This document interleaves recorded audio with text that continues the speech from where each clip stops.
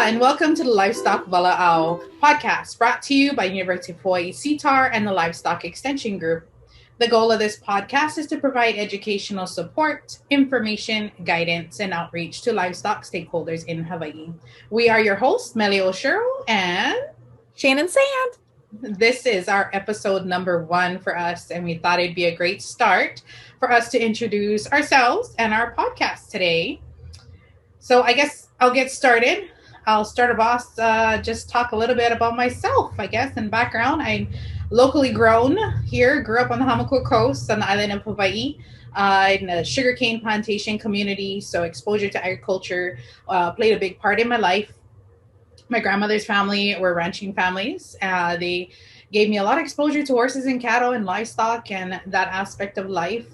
So as I got older, this interest kind of stuck with me, and agriculture and animals have always been a part of my myself since then, and including in my education. So I completed my bachelor's at UH Hilo in agriculture, and then continued to get a second bachelor's in animal science at Massey University, and then did my master's over at UH Manoa in animal science. And my research during my master's focused on grazing behavior and looking at production efficiency in grass-finished beef cattle. So it was pretty interesting. I gained a lot of experience and knowledge about our grass-finished cattle here in Hawaii, and just in the tropics in general. You know, a lot of the research was very informative for me, and I applied very much to our production processes here and our grass-finished programs here in Hawaii. I am the livestock extension agent with CTAR on the Big Island. I'm based out of the Quanah Extension office, and I also do work out of the Commonwealth office as well. I've been in this position from 2019. Prior to that, I was also with CTAR from 2009 as a research technician for our range and pasture and livestock programs. That position there worked a lot, or had a lot of multiple projects that I worked on. One big project was the fireweed management and the release of our biocontrol Sucuzio. The Sucuzio extenso was the moth that was released for the biocontrol in 2013. So I helped manage the release program for that. I continued working a lot with our grass-finished beef program and looking at grazing management and stocking density studies, a lot of outreach into the Pacific Islands, and working on managing some of the websites that were created for that, and collection of data, and traveling to the multiple places of our field locations and trials that are going on. So that was all part of the beginning parts of my experience working in CTAR and extension.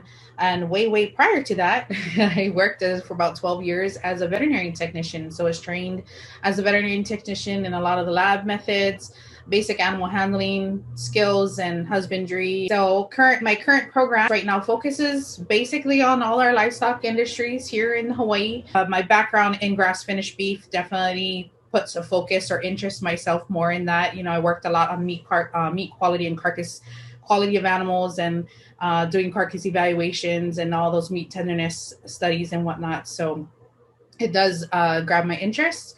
But I do work with all the different industries, you know, and I think I have my own little backyard flock of hens that we raise, you know, for our own production and for me to share with my family and friends. So, you know, that definitely is part of my program. And of course, our range and pasture management, I think, is very important here in Hawaii. You know, we deal a lot with invasive species, and it does impact our industries. You know, if it entails livestock and the production of it, then it's always going to have some kind of aspect or importance into my program here. So I will hand it over to Shannon and let her give her background and where her programs and what she's been doing. Thank you, Melly. So my name is Shannon Sand. I am the Ag Finance Extension Agent for the University of Hawaii. I am located on Big Island as well, but I'm located in the Hilo office, and only the Hilo office, thankfully, because I don't have to bounce around to other places. That being said, I do have statewide responsibilities, and yeah, so it's been really interesting because the majority of my time here has actually been spent in lockdown for extension. And so it's been very interesting to make the switch over to more of an online content And so we'll talk about that a little later. And so in terms of some of our hopes and what we hope you get out of this and what, our dreams are for this eventually. But as far as like how I got to be here, it was a little bit of a winding road. So I am originally from a farm and ranch that's a little bit outside of, and I say a little bit relative to the mainland. So it's like 30 minutes outside of Gainesville, which is where the University of Florida is located.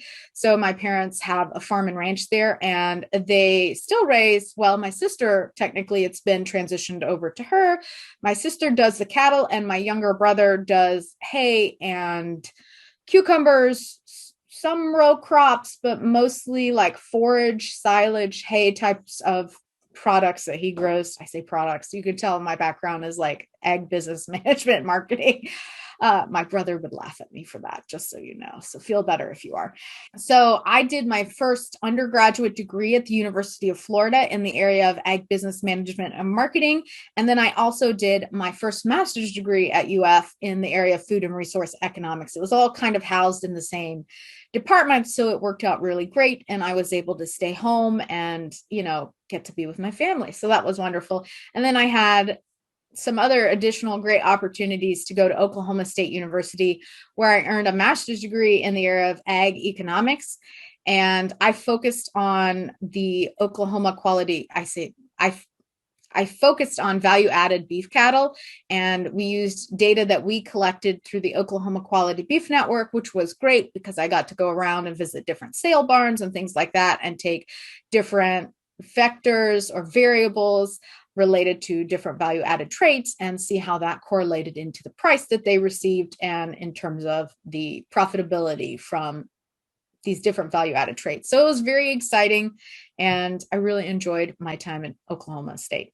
And from there, I wandered on. Again, I'm not actually walking, but I was I made my way over to Auburn University, and I did research in the area of bringing new crops to market, basically, specifically in the Southeast. So that was really exciting because we looked at basically if you were a farmer and you wanted to bring lotus root to the market, would people know how to cook it? Would people want to use it? And then what was the potential for profitability in that? So that was really exciting because I got to go out and do a lot of actual econ and meeting people and taste testing. So that was very exciting for me.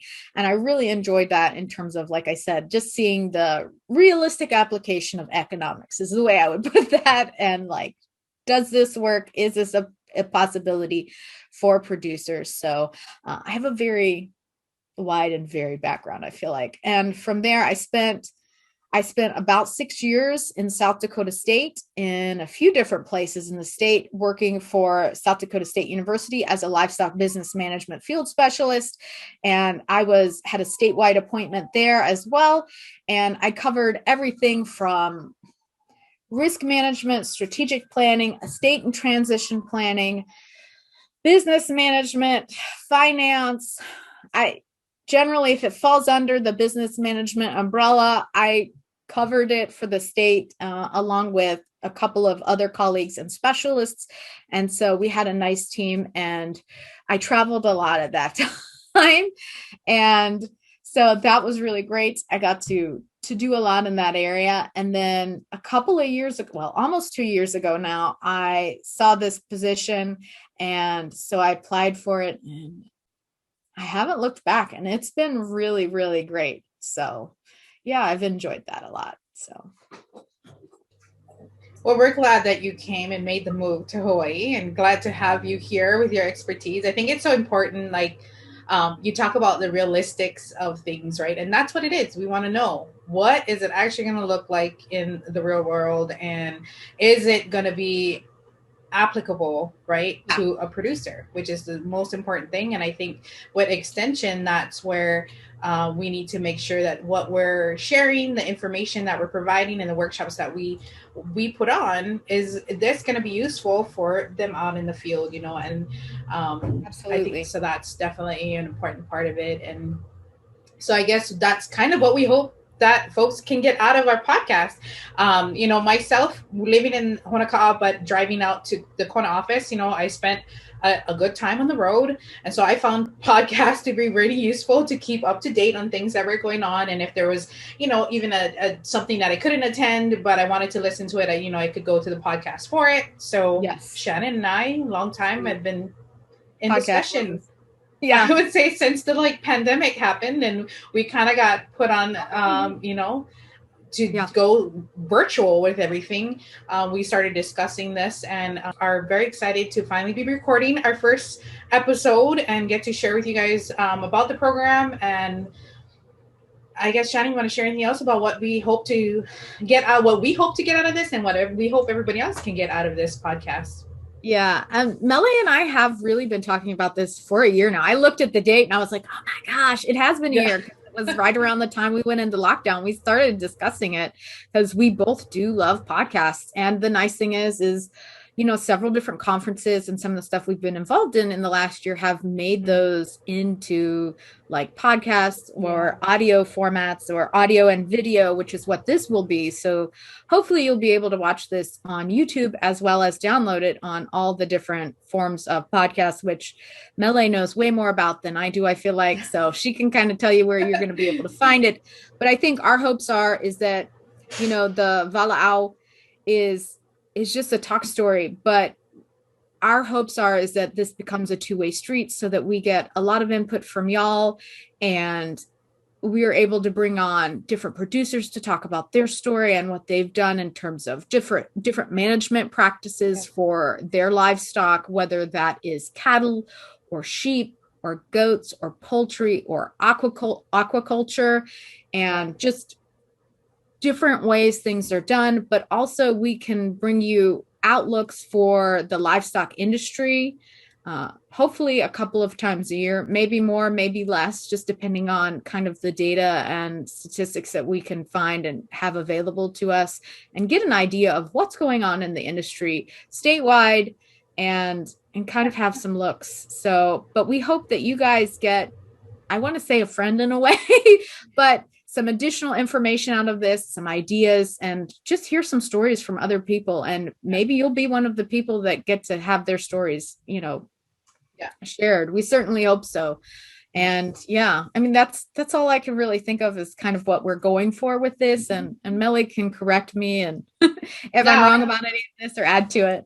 No, I think you get that spot on. And I think, that's what Walaʻau is to talk story, and we hope that we can create those conversations for folks, whether it's to reach out to, specialists within the university, outside of the university. I think can always provide, whatever's not here. We like to be able to bring that expertise here. And then even learning from our neighbors, I think within our local community, sometimes you think, you might have the same problem and don't even realize it. So, learning from, your fellow ranchers or producers and whatnot is that's what we hope, that we can continue that conversations and get that information out to everybody, and reach out to us. So we will be building a website that you can reach out to us that way on the website and send in comments or questions about the podcast, or if there's specific interests that you have and you'd like to hear about, or speakers or anything like that,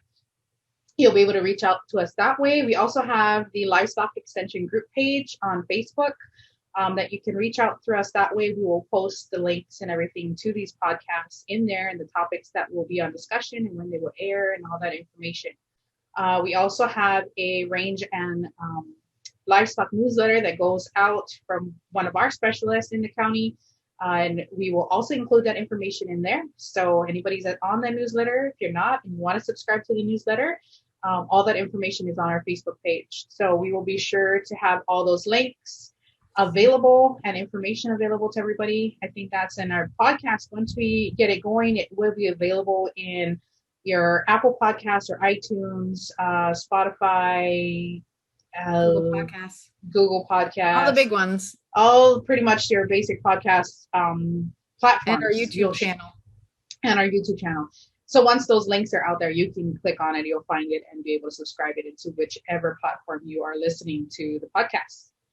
That's kind of what we hope and plan for this podcast. And, we hope that we can continue our outreach support, even though we're limited, right now restricted, I should say, on face to face or workshops that can be held. It puts a really a stick in it, I guess to say, when we have to, we usually do traveling workshops from island to island, and when there's quarantines and testing and all that stuff, it makes it very difficult. So we hope that this will be another avenue of us continuing our outreach support to our stakeholders, and we hope that y'all find it useful. So I don't know. Anything else you want to share, sir? No, I agree with Mele. That's what I'm going to go with. I think with our limited resources that we have available and will probably have available for the next few years, I think this is a potentially, hopefully, a good opportunity and a good way to visit, talk stories. So yeah. So, well, thanks everyone for tuning in to listen to us today. We hope you found this information useful. We hope you come back to join us again for our next episode. We will post those updates in our Facebook page, as we said. And I guess ahoy ho till we talk story next time. Mahalo.